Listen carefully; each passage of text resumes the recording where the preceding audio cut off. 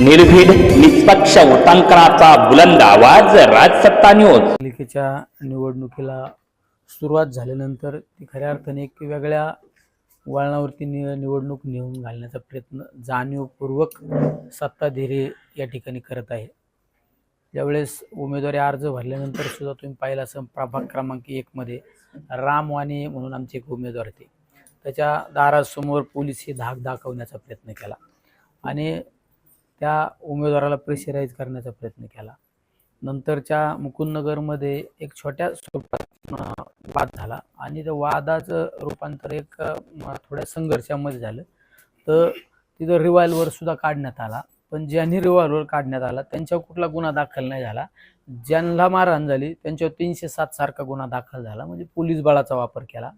त्यानंतर भोसले आखाड्यामध्ये त्या प्रभागामध्ये सुद्धा प्रभाग 14 मध्ये दिलीप झिंजुर्डे म्हणून एक उमेदवार आहे, त्या उमेदवारावर सुद्धा एक 307 उमेदवार आणि त्या उमेदवाराच्या मुलांवर शाब्दिक चकमक झाली, त्यांना शिवीगाळी झाली आणि ती शिवीगाळी त्यांना झाली असताना सुद्धा त्यांच्यावर 307 सारखा गुन्हा त्या ठिकाणी दाखल झाला. 1-2 दिवसापूर्वी शिवसेना शिंदे गटाचे जिल्हा प्रमुख अनिल शिंदे म्हणून प्रभाग क्रमांक 15 मध्ये स्वतः उमेदवारी करीत आहे. त्या ठिकाणी पोलीस त्या घरात घुसले, एक 10, 15, 20 पोलीस घरात घुसले, दडपशाही केली, दहशत निर्माण करण्याचा प्रयत्न केला. त्या माणसाला एक 4 महिन्यापूर्वी हृदयविकाराचा झटका आलेला होता आणि त्यांच्यावर इतका मोठ्या प्रमाणात प्रेशर केलं की त्यांना हॉस्पिटलमध्ये दाखल करण्याचा प्रयत्न केला. हॉस्पिटलमध्ये दाखल केलं. आनंद ऋषी हॉस्पिटलमध्ये त्यांची परिस्थिती चिंताजनक होती.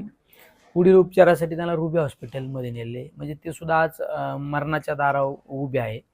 आणि 1-2 दिवसापूर्वी प्रभाग क्रमांक 2 मध्ये गौरव भोसले म्हणून एक आमचा उमेदवार आहे, त्या उमेदवाराला सुद्धा तिथं एका समोरच्या उमेदवाराने मारहाण करण्याचा प्रयत्न केला.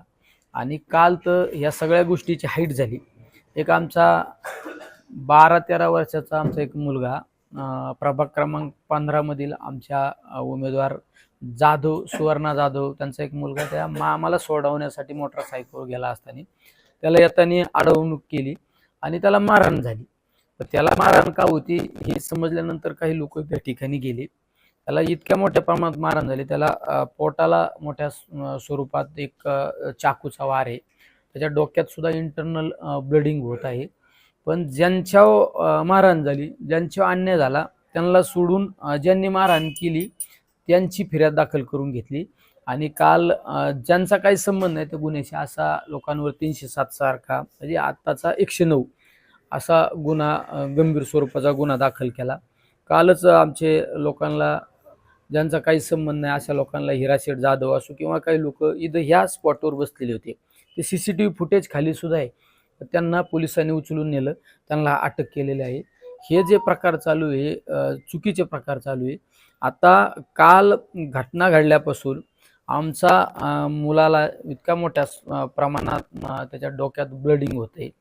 दुसरा दळवी नावाचा जो मुलगा आहे त्याच्या पोटात एक चाकूचा वार आहे, म्हणजे ती जखम सुद्धा एकदम खोलवर जखम आहे, पण कुठला गुन्हा दाखल केला नाही. मी रात्री SPंशी बोललो, सकाळी SPंशी बोललो, त्या स्थानिक PIशी बोललो, त्यावेळेस कुठंतरी राईट सारखे कलम त्या ठिकाणी लावलेले आहे. म्हणजे सांगायचं तात्पर्य आहे की पोलीस प्रशासनाचा वापर करून इतक्या मोठ्या स्वरूपात इथं गुंडागर्दी चालू आहे.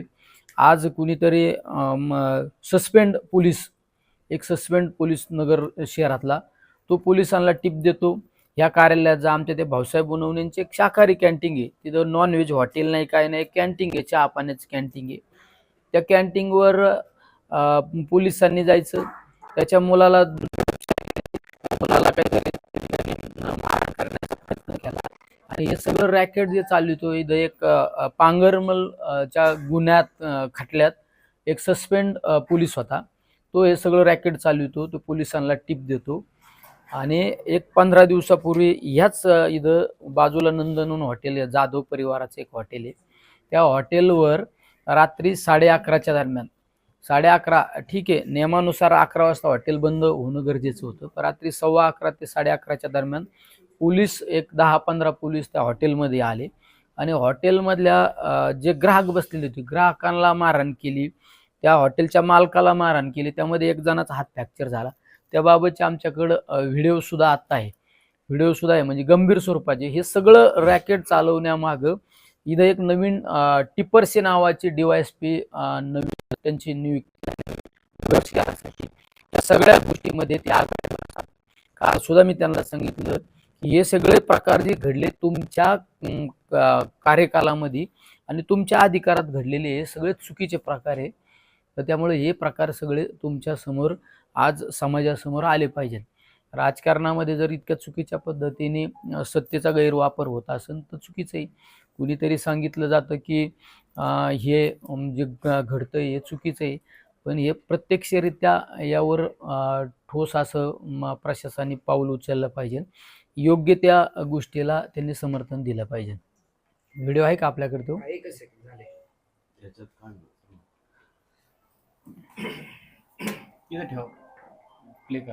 प्ले केला का? पुढे ठेवा. एक 8-10 दिवसापूर्वी पहा तुम्ही हा व्हिडिओ पहा.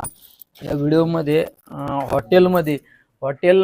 हॉटेल टायमिंगच्या व्यतिरिक्त चालवल्यानंतर त्याला एक नोटीस दिलं जातं. बघा अशा पद्धतीची दहशत, दादागिरी, हॉटेलच्या आतमधले CCTV फुटेज आहे. कस्टमरला मारहाण केली, हॉटेलच्या मॅनेजरला मारहाण केली, त्यामध्ये एक जणाचा हात पण फ्रॅक्चर झालेला आहे आणि 1-2 पोलिसांचा ताप आहे. हे समोर नंदनवन हॉटेलमध्ये बघा ना, हे किती पोलीस लोक घुसले. तुम्ही हॉटेल 11 वाजता बंद नाही केलं त्याला नोटीस देऊ शकता, त्याला दंडात्मक कारवाई करू शकता, पण मारहाण करण्याचा कुठं कायद्यामध्ये त्यांना अधिकार नाही.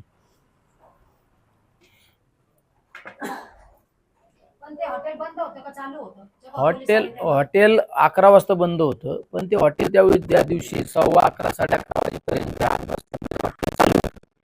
ठीक आहे, ती चूक आहे, पण त्यावर पोलीस प्रशासन तुम्हाला दंडात्मक कारवाई करू शकतं, त्याला नोटीस देऊ शकतं. ह्या गोष्टी. पण त्यांनी आत हॉटेलमध्ये 10-15-20 पोलिसांनी आत जाऊन प्रत्येक ग्राहकाला मारहाण केली, मॅनेजरला मारहाण केली. हे व्हिडिओ आहेत. आमचं काय म्हणणं आहे, आम्ही नेमबाह्य वागलो त्यावर तुम्ही आम्हाला नियमानुसार कारवाई करा. ती म्हणजे दंडात्मक नोटीस द्या, अजून काय तुमचा दंड असेल तो द्या, पण ही जी पद्धत ही चुकीची. पोलिसांना असा कुठल्या हॉटेलमध्ये जाऊन मारहाण करण्याचा अधिकार दिलेला नाही. हा पहा, हे सगळे व्हिडिओ पहा. या सगळ्या बाबतीत आम्ही या गोष्टी न्यायालयात मागणार. आता मी हे सगळे व्हिडिओ IG साहेबांना सुद्धा पाठवणार आहे. शेवट आम्हाला हे व्हिडिओ आल्यानंतर परत पोलीस प्रशासनाने दमबाजी केली. हॉटेलमध्ये CCTV फुटेजचा DVR होता, तो DVR जमा करण्याचा प्रयत्न केला, पण त्यांच्याकडून नजर चुकीने जुना DVR घेऊन गेले. पण ज्या DVR मध्ये हे सगळं रेकॉर्डिंग झालं, हा DVR तसाच राहिला. नंदनवन हॉटेलवर यापूर्वी देखील पोलिसांनी रेड पाडली होती असे बोलले जाते. वारंवार याच हॉटेलवर का पोलीस लक्ष केंद्रित करतात? या नगर शहरामध्ये रात्री 2-2, 3-3, 4-4 वाजेपर्यंत हॉटेल चालणारे पण आहेत. फक्त नंदनवन हॉटेलवर कारवाई करण्याचं, नंदनवन हॉटेलवाल्यांना टार्गेट करण्यामागं फक्त एकमेव राजकारण आहे. लोकसभेच्या निवडणुकीमध्ये या परिवाराने माझ्या निवडणुकीमध्ये मला मदत केली. विधानसभेला सुद्धा महाविकास आघाडीचे उमेदवार अभिषेक कळमकर यांना मदत केली. हे परिवार विरोधात जातो म्हणून यांना वारंवार त्या ठिकाणी त्रास देण्याचा प्रयत्न त्या ठिकाणी केला. त्यांच्या आतापर्यंत त्या हॉटेलवर बऱ्याच वेळा रेड केल्या, बऱ्याच वेळा कारवाई केली, बऱ्याच वेळा त्या मालकाला पण उचलून नेलेले. पण त्या दिवशी जी घटना घडली त्या गोष्टीचा अतिरेक झाला, हाईट झाला. परत जर तुम्ही सांगितलं त्या पद्धतीने आम्ही जर कारवाई करण्याचा डिसिजन घेतला तर त्यांना दमबाजी केली. जर तुम्ही कारवाई केली तर तुम्हाला हे हॉटेल आम्ही चालवून देणार नाही, असा पण दहशत दाखवण्याचा प्रयत्न केला. पोलीस प्रशासन हे सत्ताधाऱ्यांच्या हातातलं बाहुलं बनत असणार. 100% आता हे तुम्ही पाहिलं असेल ना, मी ज्या सांगितलं, ज्या मुलाला पोटावर वार झाला, मोठ्या प्रमाणात जखम आहे, ते फोटो पण व्हिडिओ आहे का, ते फोटो ग्रेव्हेस त्याचं सर्टिफिकेट आलंय, त्याचा सर्टिफिकेट पोलिसांनी जमा सुद्धा करून नाही घेतलं. छोटे कलम त्या ठिकाणी लावले. दिलीप झिंजुर्डे यांचे त्या प्रभागातलं उमेदवार आहे, शिवसेना उद्धव साहेब आपलं एकनाथ शिंदे गटाचा उमेदवार आहे, शिवीगाळी झाली म्हणून त्यांच्या मुलांवर 307 दाखल झाला. तिकडं मुकुंदनगरमध्ये ज्यांनी रिव्हॉल्वर काढला त्यांच्यावर आर्मेक्ट सारखा गुन्हा दाखल करणं गरजेचं होतं, पण ज्यांना मारहाण झाली त्यांच्यावर 307 दाखल झाला. म्हणजे 307 म्हणजे आताचं 109 कलम हे सर्रासपणे राबवलं जातं. काल सुद्धा तेच आहे. हे पहा, मीडियाचीच बातमी आहे. त्या पोटाला लागल्याचं जखम होती ना, दाखवते मग डॉक्टरांकडे होतो ना. म्हणजे पोलीस बळाचा वापर करून आमचे दुसरे एक उमेदवार आहे आपले भाऊसाहेब उनवणे म्हणून, त्यांची कॅन्टीन आहे, त्या कॅन्टीन मध्ये जाऊन त्यांच्या मुलाला बैठका मारायला लावल्या. ही कोणची पद्धत आहे? हे याचा अर्थ पोलिसाच्या खांद्यावर बंदूक ठेवून या नगर शहराचं राजकारण करण्याचा प्रयत्न केला जात आहे. लंकेसाहेब, तुम्ही म्हणता जाधवांनी तुम्हाला मदत केली म्हणून त्यांच्या हॉटेलवरती धाड पडतात, पण अनिल शिंदेच्या घरी देखील धाडी टाकली, ते अंतिम मृत्यूच्या दारापर्यंत गेले, त्याबद्दल काय सांगा? शेवट त्यांना माणसांपेक्षा राजकारण महत्वाचं आहे. त्यांचं राजकारण टिकलं पाहिजे. लोकांचा बळी गेला तरी चालन, आम्हाला त्याचं काही घेणं देणं नाही. आमचं राजकारण हे टिकलं पाहिजे, ही भूमिका महत्वाची. अनिल शिंदेच्या बाबत सुद्धा लोकसभेला त्यांचं काम केलं, विधानसभेला त्यांना मदत केली, पण इतक्या मोठ्या प्रमाणात टोकाचं पाऊल उचलायला नाही पाहिजे. तो माणूस हृदयविकाराच्या आजाराने त्रस्त झालेला आहे. त्याच्या घरात जर 5-25 पोलिसांनी जाऊन दडपशाही केली, आज तो माणूस मृत्यूशी झुंजतोय. रुबी हॉस्पिटलला ऍडमिट केलेलं आहे. इदाल्या हॉस्पिटलने त्यांना शेवट रेफर केलं, ते केलं. आज तुम्ही ठीक आहे, जाधवांनी तुमचं काम नाही, प्रेमाने लोक जिंका ना. तुम्ही पोलीस प्रशासनाचा वापर किती दिवस करणार आहे? याचा अर्थ तुम्ही निलेश लंकेला ज्या लोकांनी मदत केली त्यांना त्रास देणारा असेल तर ते निलेश लंकेला त्रास द्या ना. काय मी तर बऱ्याच वेळा सांगितलं, काल परवा पण सांगितलं, आम्हाला तुम्ही अशा व्यावसायिक लोकांना त्रास देणं योग्य नाही. राजकारणामध्ये ज्याला आपले विचार पटत नाही ते समोरच्या निवडणुकीमध्ये पक्षाकडून उभा राहतो. त्या रामवाणीचा बाबत तुम्ही व्हिडिओ सुद्धा पाहिला असेल, तो पोलीस गन घेऊन फिरतो त्या परिसरामध्ये. असं आता मला पण शासकीय बॉडीगार्ड आहे, पण त्यांना गन काढायचा अधिकार नाही. ते सुद्धा त्या ठिकाणी आम्ही एसपीला भेटल्यानंतर त्याला निलंबित केलं. जर आम्ही एसपीला भेटलो, तुमचं खऱ्या अर्थाने मीडियावाल्यांचं धन्यवाद देतो. मीडियाने ती गोष्ट ती लावून धरली, ती जी घटना लावून धरली, म्हणून पोलीस प्रशासनाला सुद्धा त्यावर कारवाई करावी लागलेली आहे. आंबेडकर आणि जाधव ही अशा पद्धतीने निवडणुका लढवल्या जात आहेत, ज्यात राजकारण होते. ही निवडणूक लढवण्याची पद्धत नाहीये. आणि दोघांवर पहा ना तुम्ही, ज्या मुलाला पोटामध्ये चाकूचा वार लागला तो किती गंभीर स्वरूपाचा आहे. पहा तुम्ही हे फोटो पहा. म्हणजे आजूक जर 1 इंच जर तो आत जखम गेली असती तर तो 100% त्या मुलाला प्राण गमावा लागला असता, आणि तरी पण त्याच्यावर गंभीर गुन्हा दाखल नाही. बघा ना हे वार कसा,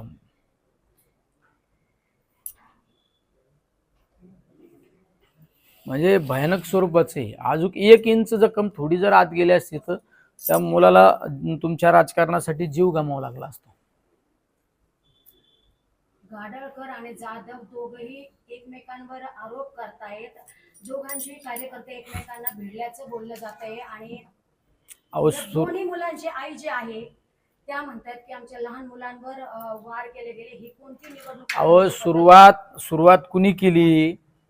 जो आमचा 12-13 वर्षाचा मुलगा त्याच्या मामाला सोडवायसाठी त्या वस्तीवर गेला, त्याला येताना मोटरसायकलवर येताना मारहाण केली. अरे लहान मुलाचा काय दोष आहे राजकारणामध्ये? तो काय कुठं पैसे वाटायला गेला का, कुठं लोकांना मतदारांना वेगळा आमिष दाखवायला गेला? असं काही नाही.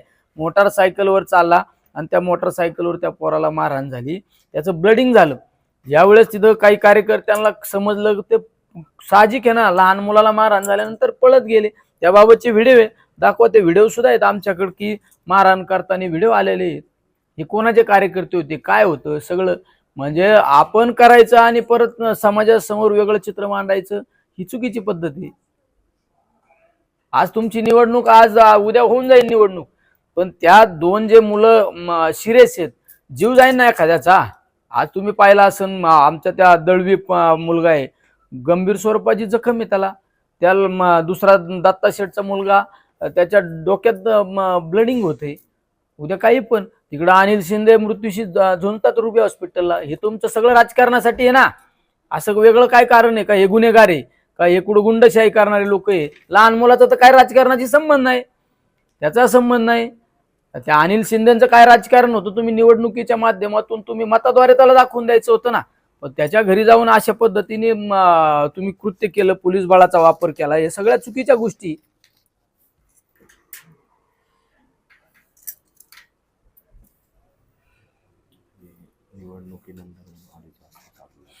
आणि आमचं हॉटेल जर 11:30 वाजता चालू असताना तुम्ही मारहाण करता.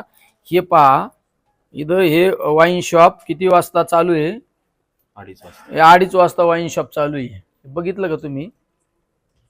हे पहा, 2:30 वाजता वाईन शॉप चालू आहे. त्याच्यावर का कारवाई करीत नाही तुम्ही? हा, हे पहा ना, हे कोणाचं आहे? आता आम्हाला तरी काय माहिती? हे काय नाव बघा ना. आता आम्हाला तर बघावं लागतं कोणाची कोणची वाईन शॉप. आम्ही नाही पाहत कोण मालक येईन काय, आम्हाला तो धंदा नाही. आम्ही वरिष्ठ अधिकाऱ्यांनी हे पाहिलं पाहिजे ना. यांनी शोध घ्यायला पाहिजे. अशा नावाचं वाईन शॉपवर कारवाई करा. ते कोणाचं असू, उद्या निलेश लंकेंचं आहे का, अभिषेक कळमकरांचं आहे का यांचं आहे? तुमचं देखील ऐकत नाही का?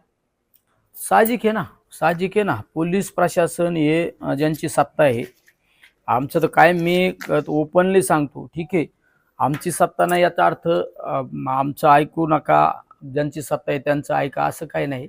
पण जी सत्यता आहे ती पडताळून पहा. उद्या आमच्या एखाद्या कार्यकर्त्याकडून गुन्हा घडला तर त्याच्यावर सुद्धा कारवाई करा. पण एखाद्या कार्यकर्त्यावर कुठलाही गुन्हा नाही, कुठलाही संबंध नसताना त्याला जर गुन्ह्यात अडकवायचं, त्याचं करिअर जर संपवत असेल तुमच्या, तर चुकीचं आहे ना ती गोष्ट सुद्धा.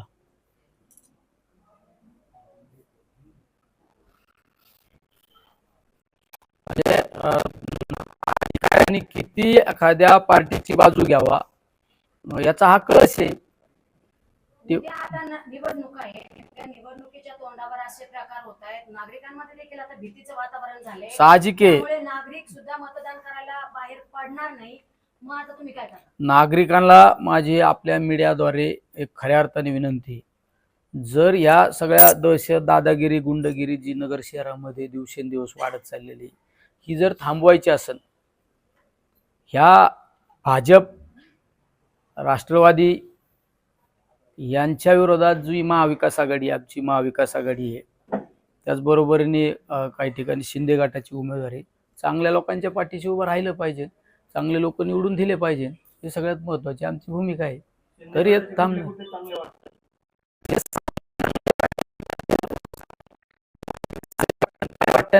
ऐका ना, थांबा ना. मला कुठले चांगले वाटतात, काय वाटतात, शेवट मी मतदार नाही, मी मतदार नाही. ज्या मतदारांना जे लोक समाजासाठी, समाजाच्या हिताचे आहेत, त्या लोकांचं समर्थन केलं पाहिजे. मी थोडक्यात माझ्या शेजारी दत्ता शेठ जाधव बसलेली, सुवर्णाताई निवडणुकीला उभ्या आहेत, त्यांच्या बाबत मी सकारात्मक सांगू शकतो. मी माझ्या पक्षाचा उमेदवार सुद्धा नाही दिला काही ठिकाणी. शेवट आम्हाला जे चांगले लोक आहेत, चांगले लोक या नगर शहराच्या राजकारणामध्ये टिकले पाहिजे. यामध्ये राजकारण करण्यापेक्षा, वेगवेगळ्या गोष्टीच्या अँगल ठेवण्यापेक्षा चांगले सामाजिक काम करणारे लोक त्या महानगरपालिकेमध्ये गेले पाहिजे. आज महानगरपालिकेच्या भ्रष्टाचाराबाबत कुणी बोलायला तयार आहे का? महानगरपालिकेत जर एखादं टेंडर जर काढायचं म्हणलं तर तिथं गुंड प्रवृत्तीचे लोक उभे केले जातात, तिथं टेंडर सुद्धा भरून देत नाही. ह्या सगळ्या गोष्टी थांबल्या पाहिजे. त्यासाठी हीच नगरकरांसाठी एक संधी आहे.